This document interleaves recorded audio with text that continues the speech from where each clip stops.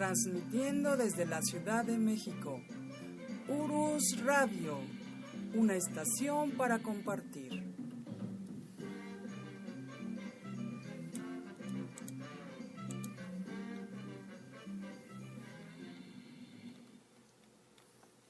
Hola, ¿qué tal? ¿Cómo están? Muy buenas noches.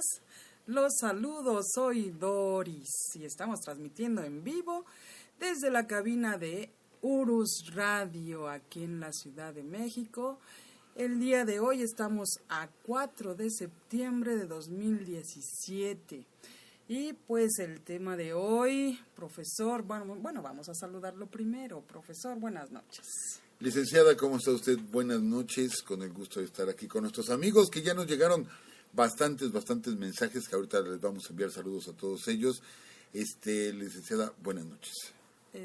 Buenas noches, profesor. Bueno, mi risa es porque a lo mejor igual alguno de ustedes lo notó y teníamos algunas sugerencias de que hiciéramos el saludo en vivo y bueno, esta vez lo hicimos así. Vamos a ver qué tal se escucha, si no pues retomaremos el saludo de inicio, ¿sí? Como lo teníamos. Y bueno, también nuestros aparatos, de alguna manera, bueno, ya hay por ahí algo nuevo. Y también vamos a esperar sus mensajes para ver si escuchan bien, si está bien el sonido o vamos a tener que cambiarlo. Lo importante es que ustedes pues estén a gusto. Profesor, ¿cuál será el tema de hoy? Licenciada, bueno, pues estamos ya en el mes de septiembre, año de 2017, y vamos a recordar la intervención norteamericana de 1847, que bueno, la guerra con los Estados Unidos comenzó en el 46 y duró hasta el 48, pero digamos la parte medular en cuanto a los combates se desarrolló en el año de 1847, son 170 años ya, licenciada, de esa terrible invasión norteamericana. Ok, profesor, pues está bien para esta época del año. Y bueno, antes de iniciar, tenemos ya saludos de varias personitas. Mandamos también un mensaje afectuoso y cariñoso para Esmeralda Marín, que el día de hoy cumple años. Ahorita le están haciendo su pastelito. Felicidades. Al igual que pues ya el 10 de este mes también Luis Alejandro Arreola, también cumple años. Así es que le mandamos también un fuerte abrazo y felicitaciones a ambos. ¿Quién más, profesor? Bueno, pues nos llegan saludos, e igual les enviamos un fuerte abrazo. Está nuestro amigo Juan Tapia, que se encuentra ya en Cancún, Quintana Roo. Un abrazo muy fuerte para él. Nuestra amiga Abril, ella está en Querétaro. Nuestro querido amigo Héctor Hernández, él está allá en Palpan, una población pegadita a Malinalco, en el Estado de México. Gildardo Marín, que está en Michoacán. Nuestro amigo Miguel Cervantes, un abrazo. Él está también allá en Querétaro. Carolina Ceja está aquí en la Ciudad de México. Bueno, por acá nos llegan en el otro número, Marisela Villicaña nos envía saludos, un abrazo para ella aquí en la Ciudad de México. Linda Mendoza, que está en Tonanitla, Estado de México, igual un saludo. Ángel, también en el Estado de México. El profesor Enrique, allá en Chihuahua, un abrazo muy fuerte para él. Nuestro querido amigo Cristóbal, aquí en Ciudad de México. Y nuestro amigo José Luis Vázquez Campos también nos escucha. Y nos llegan por acá saludos, licenciada, desde Las Vegas. Nuestro amigo Víctor nos está saludando desde Las Vegas, allá en Nevada. Tenemos por acá a Juan de Dios, de Durango. Luis Alejandro dice: hola, saludos a los dos. Gracias por los saludos y las felicitaciones. Un abrazo. No, pues, gracias de veras.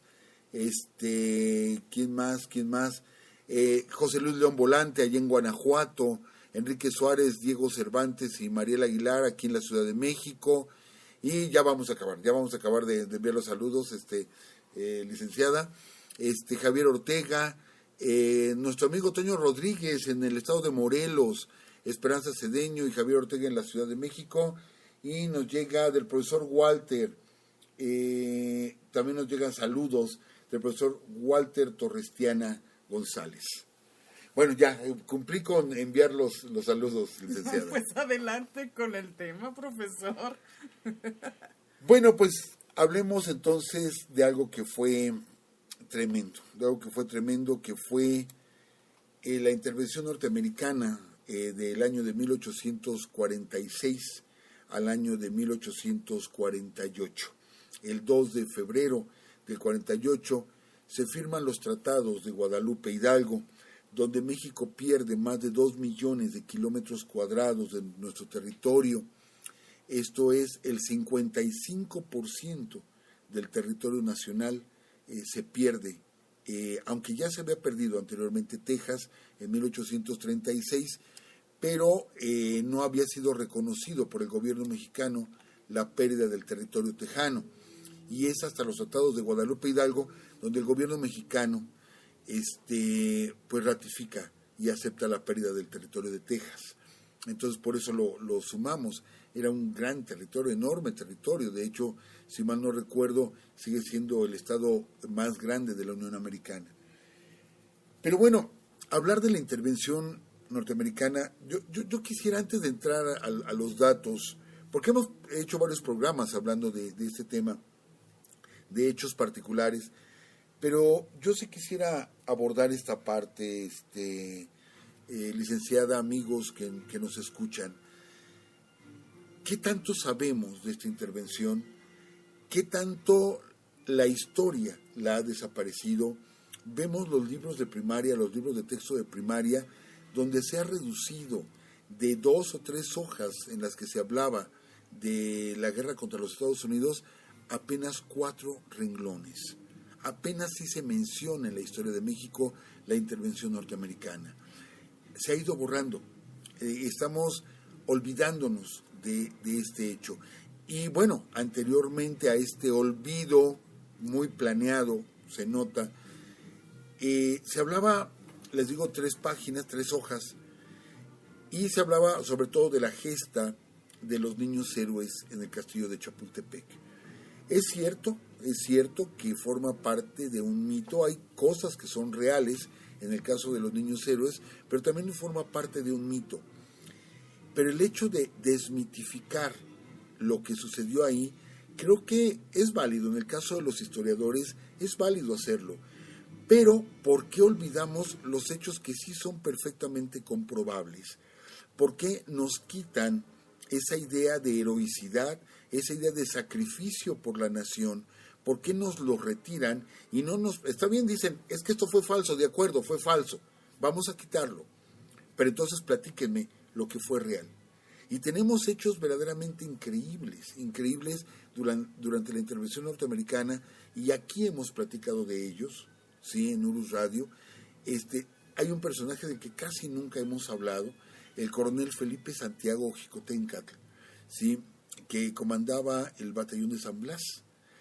Y que bueno, ¿qué les podemos decir? Que el castillo de Chapultepec se quedan alrededor de 50 cadetes del colegio que les habían dado la orden de irse a sus casas, porque eran cadetes, no eran niños.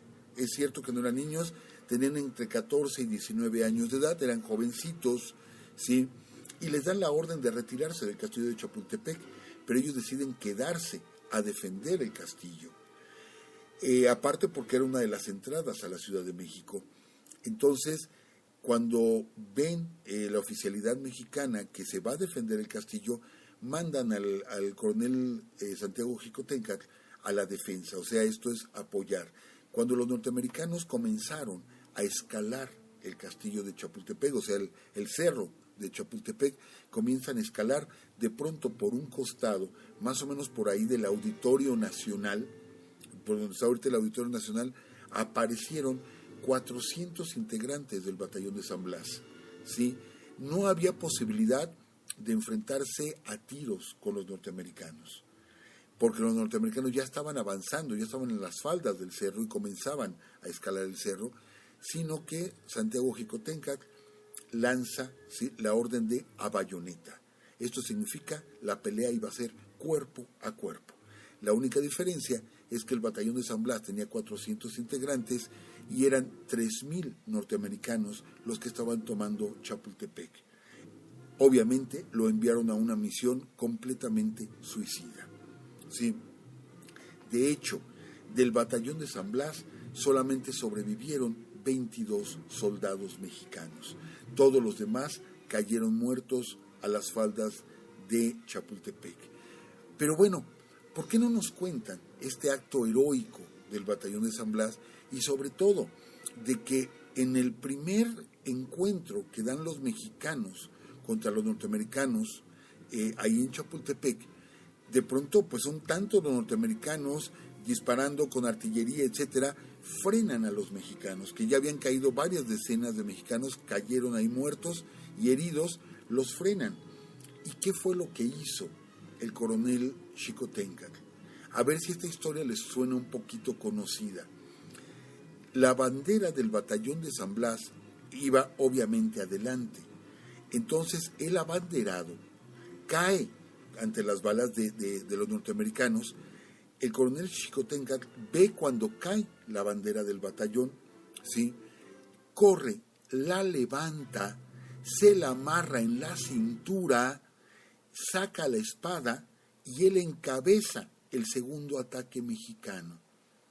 Bueno, para no hacer, digamos, la historia tan larga, cae muerto Xicoténcatl, pero dicen que él seguía avanzando, le disparaban y seguía avanzando hasta que ya no pudo más, y ahí cayó y la bandera quedó empapada en la sangre de él, ¿sí? Cuando recuperaron su cuerpo, Xicoténcatl tenía 14 balazos en el cuerpo. Esto es, se necesitaron 14 balas para poder detener al coronel Santiago Xicoténcatl. Y esto sí están los datos, existe la bandera, existe en la sala de banderas del Museo del Caracol. Ahí, si mal no recuerdo, si no la han cambiado de lugar, ahí se encuentra la bandera del batallón de San Blas, y todavía manchada de sangre de Xicoténcatl. Y es un hecho que, vamos, nos enardece, ¿sí? Porque lo que gritó fue ¡Viva México!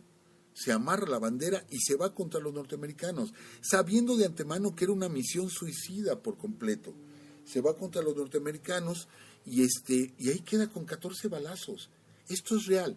Está bien, quítenme la historia de Juan Escutia, que aquí hemos platicado que sí existió un soldado, Margarito Suazo, en Molino del Rey, que él también toma la bandera, ¿sí?, se la mete entre sus ropas para proteger la bandera y cae herido en el cuerpo y queda la bandera empañada en sangre. Pero él queda herido y muere un poquito después, ya le habían quitado la bandera. Y de ahí surgió la idea de Juan Escutia, de que toma la bandera, arriba la bandera del castillo y se arroja con ella antes de que cayera en manos de los enemigos. Está bien, quítenme eso. No se ha podido comprobar, a pesar de que en las faldas de Chapultepec hay una placa que dice, en este lugar se presume que cayó Juan Escutia. Está bien, de acuerdo. Vamos a decirlo un poco coloquialmente, se las compro, ¿sí? Pero entonces platíqueme lo de Margarito y platíqueme lo de Santiago Xicoténcatl, ¿sí? ¿Por qué me quitan un valor diciendo, no, son puras mentiras, lo del Pípila es mentira, lo de Narciso Mendoza es mentira, lo de los niños héroes es mentira, y nuestra historia está llena de mentiras? Sí, es cierto, hay muchas mentiras en nuestra historia, pero entonces, ¿por qué no enarbolamos las cosas positivas? ¿Por qué, por ejemplo, y hablando de esta intervención norteamericana, ¿sí?, tenemos un texto de un periodista que cuando regresa el general Scott a los Estados Unidos, poco tiempo después, o sea, unos años después, entrevista al general Scott, que era quien comandaba las fuerzas norteamericanas. Y el general Scott le contesta a este periodista, me arrepiento de haber invadido el gran país de México. Nos combatieron hasta la muerte. Esto lo dijo el general Scott, ¿sí?, con ese respeto de cómo se luchó calle por calle en Monterrey, por ejemplo.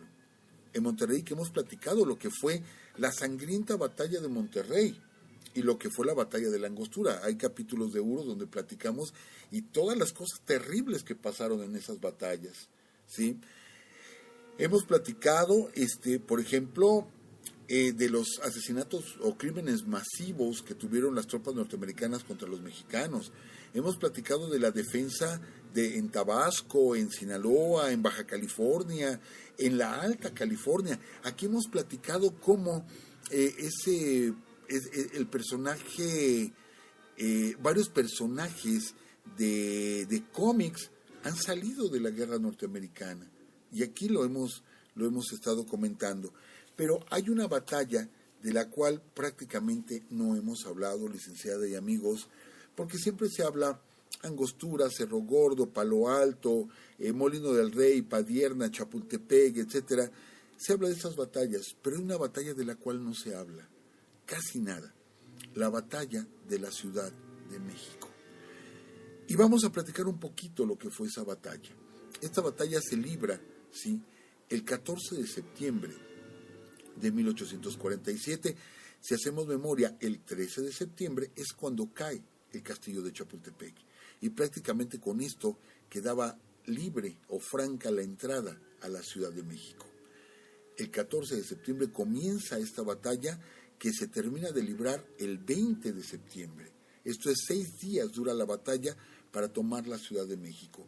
Pero esta batalla, amigos, no fue dirigida, empezando por Santa Anna, cuando se pierde Chapultepec, ustedes vean la distancia que es de Chapultepec al centro de la ciudad, ya es una distancia sumamente corta, ¿sí?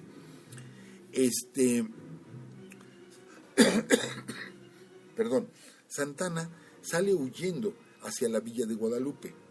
Allí en la Villa de Guadalupe huye de nuevo, ¿sí?, y se va hacia Puebla. Hemos platicado aquí que arma un ejército, un pequeño ejército, y a punto está de tomar la ciudad de Puebla, que estaba en manos norteamericanas, está a punto de tomar Puebla. Pierde, se va hacia Oaxaca, y Benito Juárez, que era gobernador de Oaxaca, le evita la entrada al territorio oaxaqueño, ¿sí? De ahí Santa Anna se va al puerto de Veracruz, se embarca y se va hasta Turbaco, Colombia. Esto vamos a dejarlo bien claro. Él se va a Colombia y en febrero, cuando se firman los tratados de Guadalupe Hidalgo, Santa Anna ni siquiera está en México. Santa Anna no tiene mando, ni es presidente, ni siquiera está en el territorio nacional. Santa Anna huye, ¿sí? Entonces, esto que le endilgan a Santa Anna de que él vendió la mitad del territorio nacional, eso es completamente falso. Completamente falso. Pero bueno, regresémonos entonces. El 14 de septiembre, las tropas norteamericanas van a entrar a la Ciudad de México.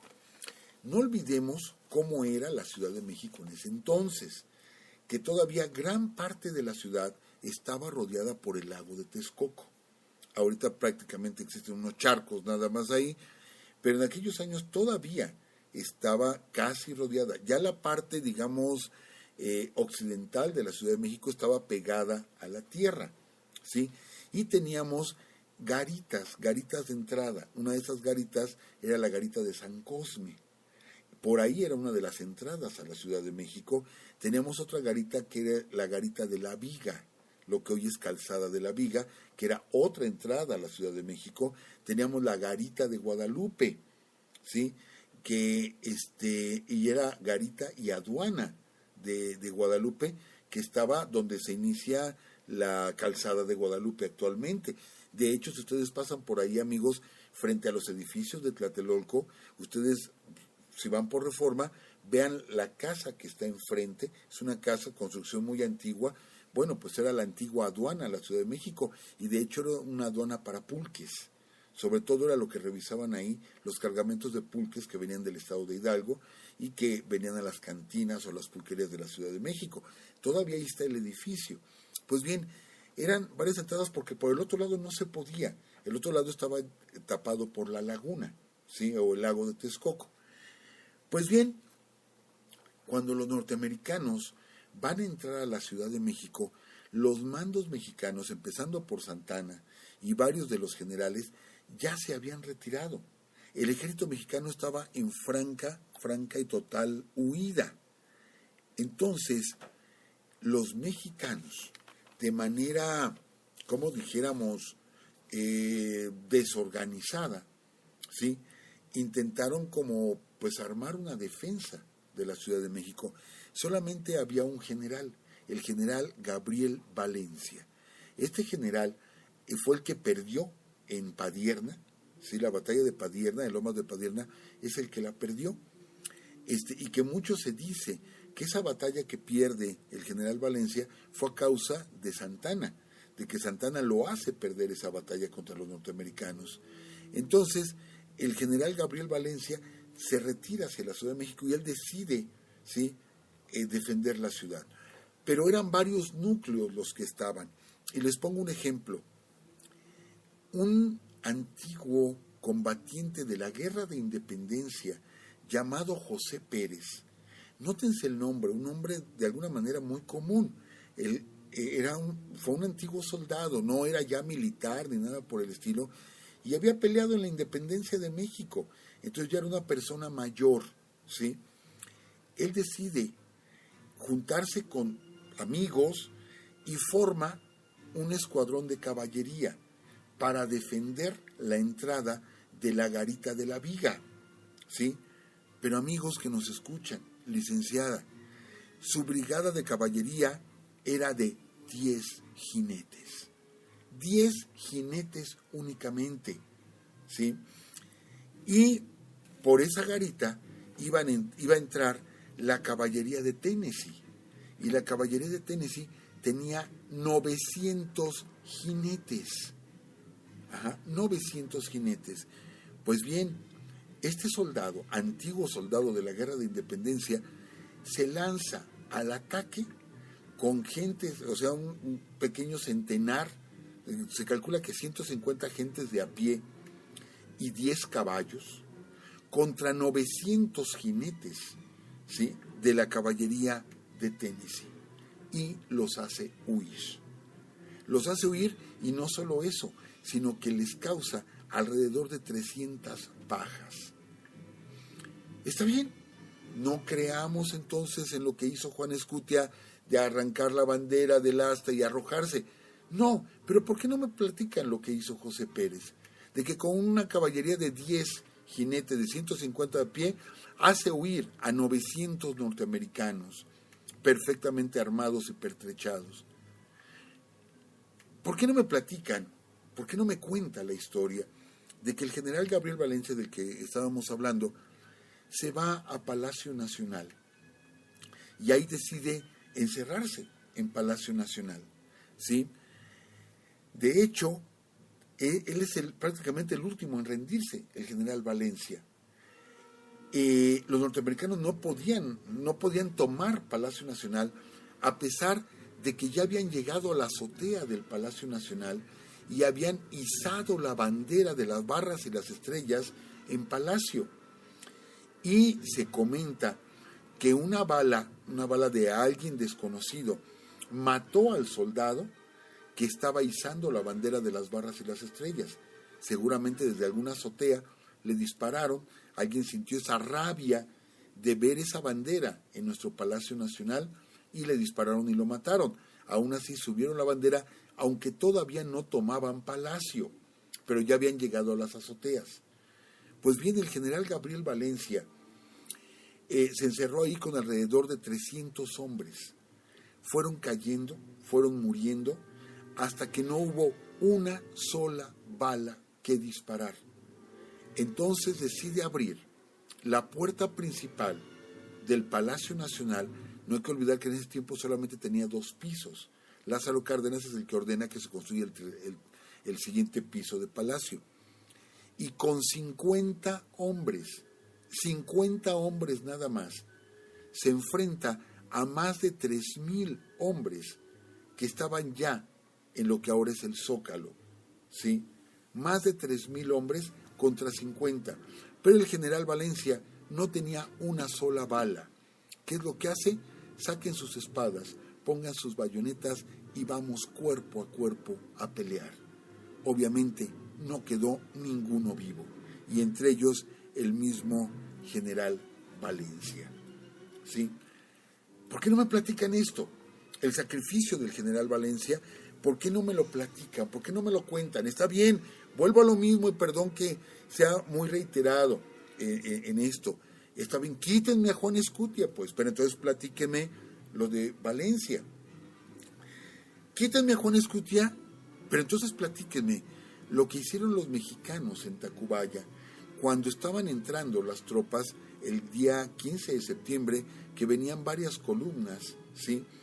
Y los mexicanos, en lo que son las lomas que están por Tacubaya, los mexicanos a pedradas, lanzando piedras, lanzando tabiques, etcétera, se arrojan contra los norteamericanos y hacen que muchos norteamericanos a caballo se desbarranquen en las barrancas que están en esa zona. A partir de entonces, esa zona se le conoce como la Barranca del Muerto. Y hay una estación del metro, Barranca del Muerto, etcétera, etcétera. Es a raíz de los muertos norteamericanos, ¿sí?, hechos por el pueblo. Ahí no había alguien que los capitaneara o algo así, que el pueblo espontáneamente los arrojó al barranco. ¿Sí? ¿Está bien? Vuelvo a lo mismo, perdón que reitere. Quítenme el hecho de Juan Escutia, pero entonces platíquenme lo que hizo el pueblo de Tacubaya. En la Ciudad de México, ya que entraron, les digo, la batalla termina hasta el 20 de septiembre, pero mientras las tropas, ellas acamparon en lo que ahora es la Alameda Central. Ahí fue donde pusieron su campamento y entraban por la calle de Plateros, lo que hoy es la calle de Madero. Por ahí entró el ejército norteamericano al Zócalo capitalino. Pues bien, amigos, amigas, los cronistas de la época, los cronistas dicen que desde las ventanas, desde las azoteas, la gente arrojaba piedras, arrojaba tabiques al paso de los norteamericanos, arrojaba muebles al paso de los norteamericanos, se les aventaba sillas, les aventaba platos, les aventaba lo que tuvieran. Hubo el caso, licenciada, amigos, hubo el caso y vamos, existen las fuentes de que llegaron a aventar cadáveres los arrojaban al paso de los norteamericanos desde las azoteas, arrojaban los cadáveres, ¿sí? Así estaba la Ciudad de México, defendiéndose. Ya no había mandos, ya no había oficialidad. El general Gabriel Valencia ya había caído en el Palacio Nacional. Ya no había, insisto, gente que organizara. Era el pueblo que espontáneamente calentaba agua y se las echaba a los norteamericanos. Calentaban aceite y se los echaba a los norteamericanos. Insisto, aventaban platos, aventaban jarrones, aventaban lo que tuvieran. De tal forma que la batalla de la Ciudad de México perdieron la vida 2.300 soldados norteamericanos. 2.300. De los 15.000 que llegaron, ¿sí?, prácticamente una sexta parte perdieron la vida en manos de los mexicanos que espontáneamente, así como este hombre José Pérez, se enfrenta con 10 caballos a 900. Se perdió la Ciudad de México, es cierto, pero la gente estaba matando a los norteamericanos. Algo tenía, con razón los norteamericanos ponen en sus monedas y en sus billetes la frase "In God we trust", en Dios confiamos.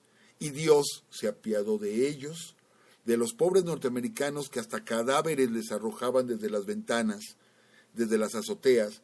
Pobres norteamericanos, cómo estaban sufriendo por haber invadido México, ¿sí? Tan es así que, bueno, la respuesta llegó de Dios y de pronto, ¿sí?, los obispos de la villa de Guadalupe les dicen, para que el pueblo no los agreda, pues pobrecitos americanos, pobrecitos yanquis, vénganse para la villa de Guadalupe, vénganse para acá y acá acampan, y pues ya la gente cuando vean que ya están dentro de la iglesia, pues ya no les va a hacer nada. Y efectivamente los norteamericanos se mueven hacia la villa de Guadalupe y la iglesia les da cobijo y los protege. ¿Sí? Con razón, ¿no? El lema In God we Trust, ¿sí? Dios los ayudó. Nada más que no ese Dios nos tenía que haber apoyado a nosotros, como que nos cambió de bando ese Dios, ¿no?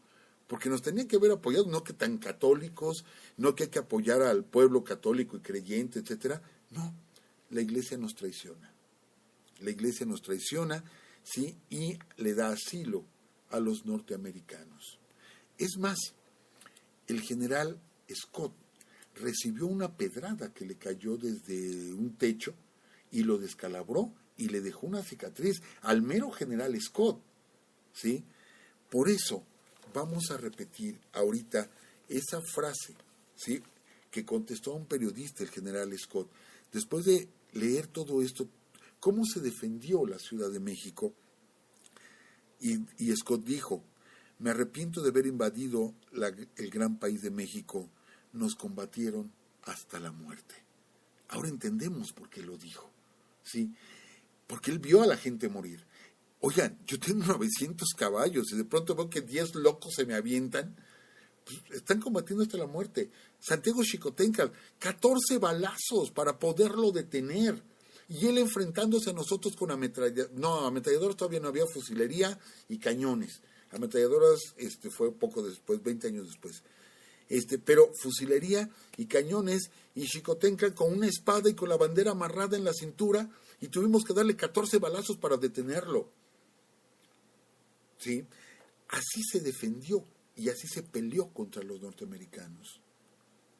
Entonces, vuelvo a lo mismo, entendemos la frase, y sí la creo yo, porque los norteamericanos después dijeron que eso era falso, que no lo había dicho el general Scott, pero está publicado en un diario norteamericano. No vamos a olvidar que esa guerra tiene mucho que ver con la expansión norteamericana, pero también con la cuestión de la esclavitud. Todos los estados esclavistas, que eran los estados sureños, son los que apoyan la invasión norteamericana. Los estados norteños no apoyan la invasión a México, ¿sí? Entonces, ellos lo que querían era más territorio para formar más estados y tener la mayoría dentro de los Estados Unidos y que no se perdiera la esclavitud. Entonces, vemos que tiene otro contexto la invasión norteamericana.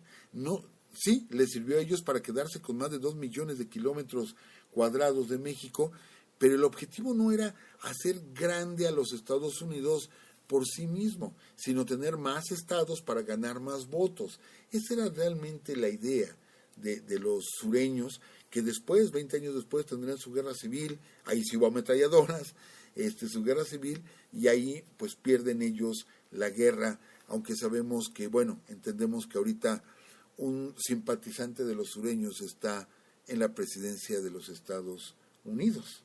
Sí, el señor Trump pues es simpatizante de los estados sureños. Entonces ya entendemos más este tipo de tendencias. Pero bueno, regresando a lo que fue la invasión a México, el 2 de febrero, sabemos, se firman los tratados de Guadalupe Hidalgo, que por eso tienen ese nombre. De hecho, el gobierno mexicano queda en poder de Manuel de la Peña y Peña, y el Congreso de México va a la ciudad de Querétaro, y actualmente existe la casa donde se dialogó o se hicieron las negociaciones de la entrega del territorio nacional. Está en Querétaro esa casa. Yo recuerdo haberla visto y ver la placa alusiva. Ahí era donde se reunían, ahí es donde se negoció, para después venir una comisión mexicana, y en la villa de Guadalupe, precisamente en la parte de atrás de lo que es la Basílica Vieja de Guadalupe, hay un edificio, ¿sí?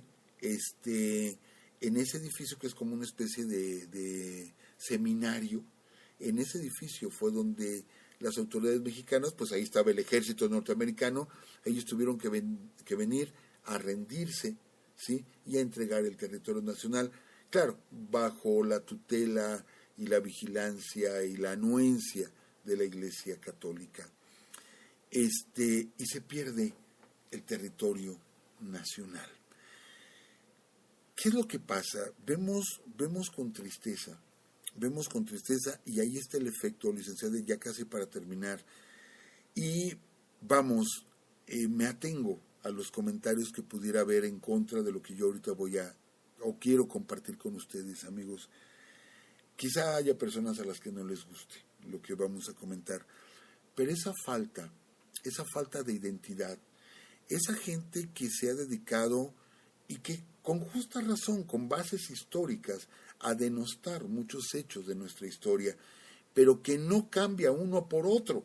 Está bien, insisto, me quitan el hecho falso, pero denme uno real, porque tenemos miles en todas nuestras etapas de la historia, miles de cosas de valor como mexicanos, pero no me las dan. De tal forma que nuestro pueblo crece sin identidad, crece sin ninguna identidad. Yo no tengo con quién identificarme, ¿sí? Y es algo, por eso decidí cerrar así esta parte, porque acabo de leer una encuesta que es verdaderamente terrible. Terrible porque se hizo una encuesta a nivel nacional, donde el 23% de nuestros jóvenes en etapa de secundaria, 23% tienen en la mente ser narcotraficantes. ¿Sí? De ese, el 23%, estamos hablando de que el 40 y tantos % escucha narcocorridos.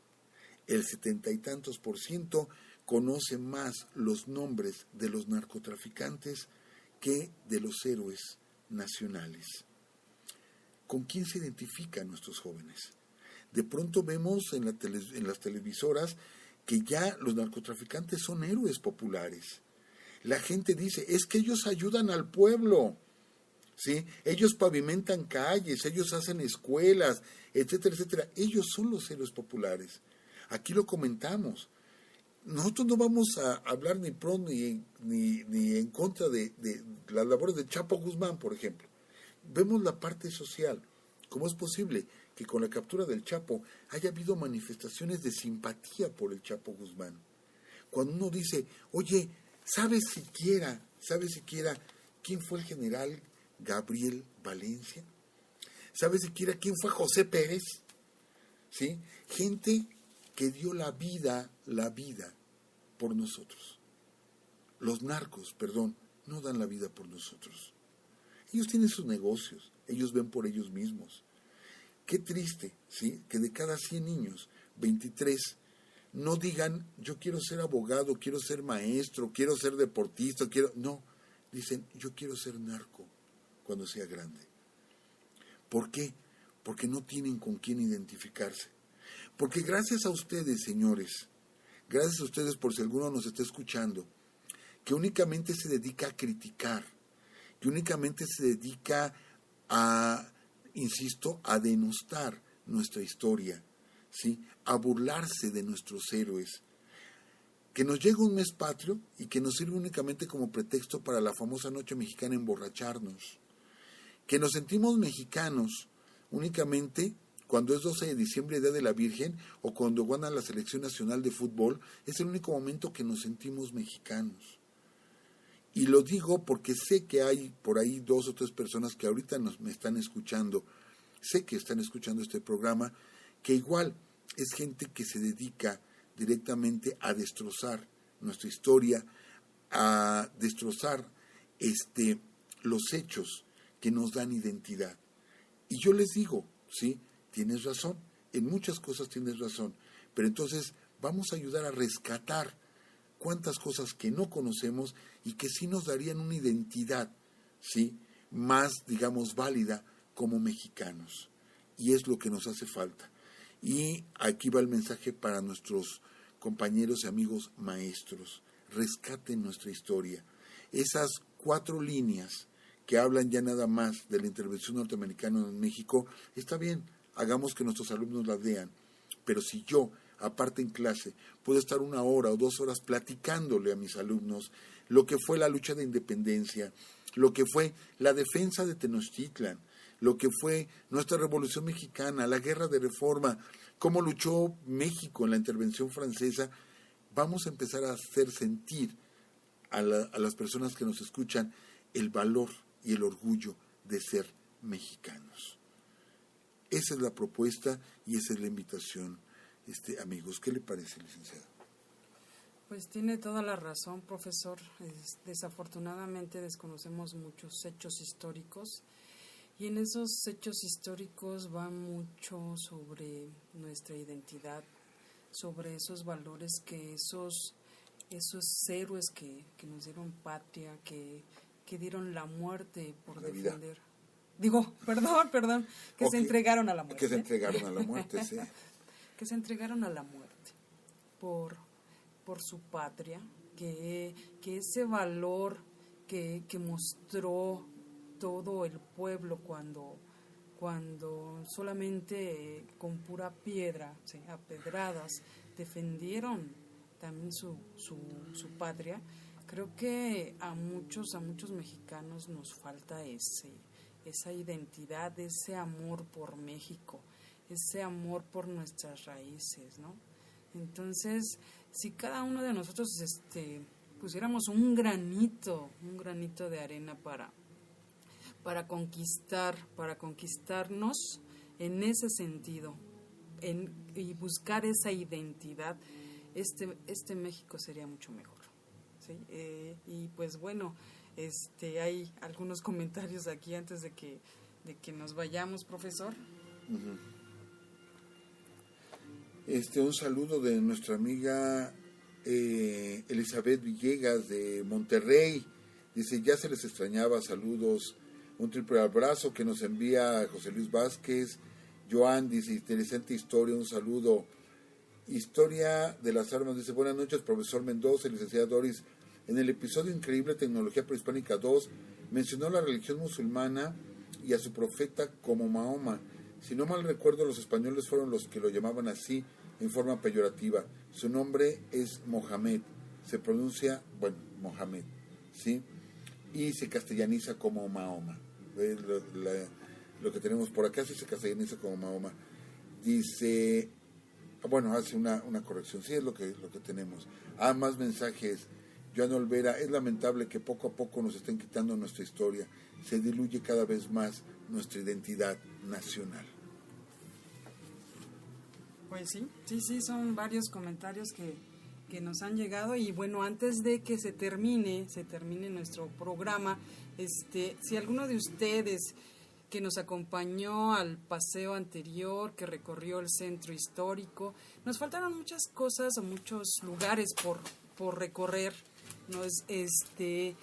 Por ejemplo, está el Museo Bicentenario que está en la Latino, en el edificio de la Torre Latinoamericana. También sería importante que se dieran una vueltecita por ahí. Se está exponiendo la espada de Agustín de Iturbide, ¿sí?